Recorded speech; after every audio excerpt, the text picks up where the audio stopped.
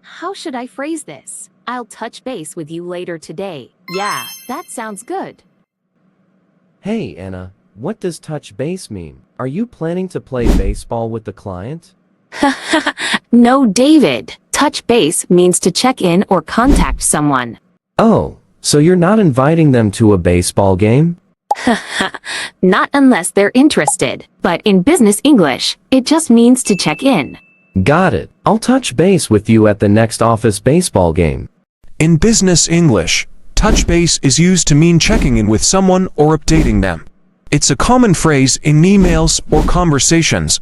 Let's use it in another context. For example, I'll touch base with you next week regarding the project updates.